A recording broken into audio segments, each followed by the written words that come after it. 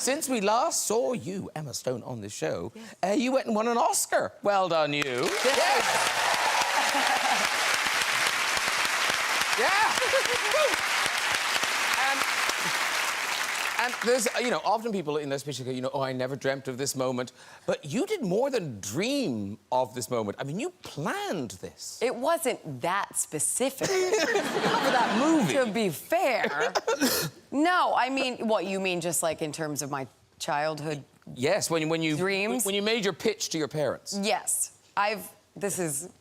This story will never die. Well, no, but I know, how old were you when you did it? Because it's amazing. I was 14. I was almost 15, and I made a PowerPoint presentation for my parents. But this was... So you wanted to move to LA, and they didn't want you to go. They weren't going to let you move. Is that it? Well, no, they hadn't even heard the idea yet. Oh, it was I just see. like, I realized if I'm gonna, you know, we lived about a 6-hour drive from LA in Phoenix, Arizona, and I realized I couldn't just come home in my freshman year of high school, which is, what, grade 9? 9th grade? Sure. Okay. And I realized I couldn't just walk in and go like, I'm moving. I'm 14 and here I go. So I decided to make a PowerPoint presentation about why it would be a good idea for me to move to Los Angeles and follow my big dreams. But you went for it, like it had music and everything. Yeah, it had this song, Hollywood by Madonna. Were you in a sensible pantsuit? I should have been in a sensible pantsuit. I think I was in my, like, high school. I went to an all-girls Catholic high school, so I think I was in, like, a plaid skirt and a collared shirt. And so Madonna's playing, and then what? You just had a series of reasons why you should go. A series of reasons why this would be a good idea, not just at any time, but now. And for some reason, it worked. And I would punish my child if they had done that. But they believed in me, those freaks. Yeah. But it is true that the presentation ended with... With a... Let me go? What? No, didn't it end with... You probably remember more about it than I do. Well, doesn't it end? It ends with you putting up the picture, and it says Emma Stone, actress, was it best actress? No. No, didn't it end? Who told you that? It ended with you winning an Oscar. First of all, my name is Emily, so there's no way it said Emma. Okay. And then no. So you didn't say you were going to win an Oscar. Why are we telling this story? No. Why are we telling this story? What is the point of this story? I was going to win an Oscar. That's what I thought. I thought the whole point of this... That's crazy. I thought, well, it's quite crazy anyway. It is crazy. It's crazy across the board, but that would have made it like absolutely she's going somewhere, and it's not there. Everyone loved you together in La La Land, but this isn't the first time you worked together. You worked together, Gangster Squad, and then in Crazy Stupid Love, we've even seen you dance together before. Interesting pose on me. I noticed you're shirtless. So double whammy. But now what happened? Because the dancing didn't go to plan in Crazy Stupid Love. No. Oh, yeah. You mean the Dirty Dancing lift? That's what I mean. Yeah. Well, we were meant to do that, and then what happened? Oh, you don't remember? Well, I remember, but I'd like to hear you. You'd like to hear me Hear tell your it? version of it? Well, listen, when I was about 7 years old, quick story. When I was about 7 years old, I was in gymnastics class, and I was on these parallel bars that are about 6 feet off the ground, and I was standing on the top of the bars, and the teacher was holding me by the ankles, and somehow or other, she let go. And I was standing on this bar, and I felt myself beginning to tip forward, and I put my arms in like this, and I fell 6 feet to the ground. And I broke both my arms at the same time. Wow. And yeah, and so I spent a whole summer. I lived in Arizona, which is like 120 degrees, which I don't know what that is in Celsius. Hot. Quite hot. So I had a cast and all the, it was miserable. It was the day before the last day of school. Anyway, I had internalized this. That's a really important. It's an important detail. I really know how to tell a story. So, anyway. Years later, we do Crazy Stupid Love. I know that we're going to do the Dirty Dancing lift. I don't know, however, that I have an internalized phobia of being you know, lifted over someone's head at the height of about 6 feet. So I run to do the lift, and Ryan lifts me over his head, and what did I do, Ryan? I've never had this happen, but I imagine if a possum fell out of a tree instead of trying to scratch your eyes out, it would be something similar. It was a lot. And then it was like a full meltdown. I mean, I had like a real meltdown. Yeah, you had to go. I had to go You crawled in bed and watched Labyrinth. Labyrinth. We were in a house, and she was like, "I have to go watch Labyrinth." For an hour, I went and laid down crying, watching Labyrinth. This is so stupid. And then Ryan came in and was like, "Yeah, right." And then the directors came in and were like, "Yeah, right." We're gonna use the devil, and I was like, "Great." By the way, Jennifer Connelly is a revelation in this. When you talk about cabaret, it just sounds like a litany of disasters. That's what it feels like to do cabaret. No, it was just I was sick for, I would say, the majority of the run. And then wasn't there a weird thing with your contact lenses? What happened? Oh, both of my. So I'm also just, I have the worst eyesight of any person I've ever met. Not to brag. Very bad. And I've only ever lost one contact lens at a time.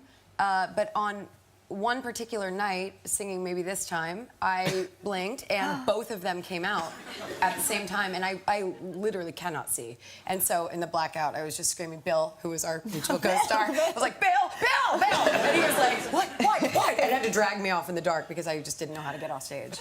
Has anyone ever tried to corset on? Oh, yeah, of course. Oh, yeah, sure. It's, You've done a lot of corset work. Yeah, I have actually. You've done extensive corset training on many corset roles. Yeah, quite a few. Yeah. First guy ever who made a corset, I did a production of Twelfth Night with Mark Rylance, and I was playing Viola, and Mark was playing Olivia, and the guy who made the corsets was called Luca, and he was amazing, and he made these corsets, it was as if it was from the 16th century, whalebone, and he tightened me into it, and he had worn corsets all his life, and basically his body went into this extraordinary kind of thing. They like train. Yeah. And what happened when he took it off? Well, this is my liver. Jelly. It went all floppy. But there was, I think I don't know the answer to that question. But there was a horrible moment when he was.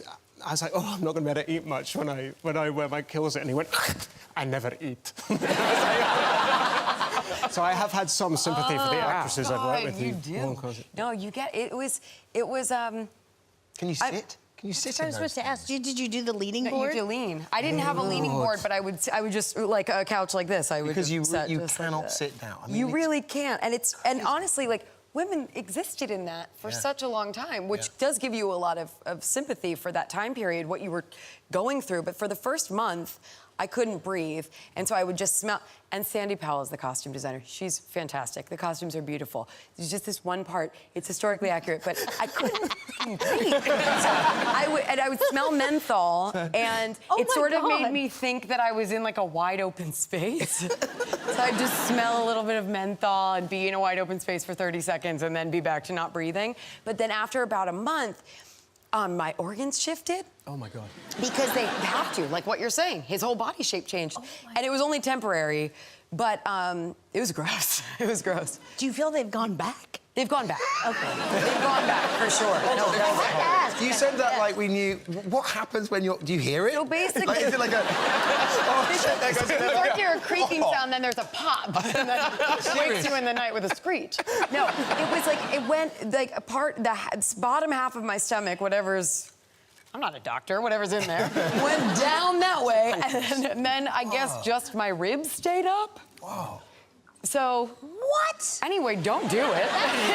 If you don't have to, don't do it. But I was grateful. I just want like a lung. I love doing like this. My lungs in my arm. My lung was in my arm. Like, it just stays here. And you learn to breathe in a new way. Here's the thing, Emma, for you, what is the hold that the Spice Girls have over you?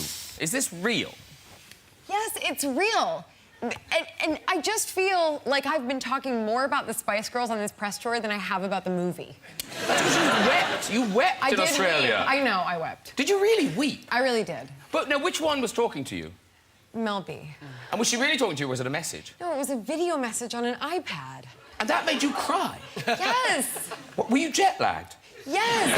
But I also, you don't, you do understand because we're in the UK. Yeah. I was a fiend. I was obsessed with the Spice Girls.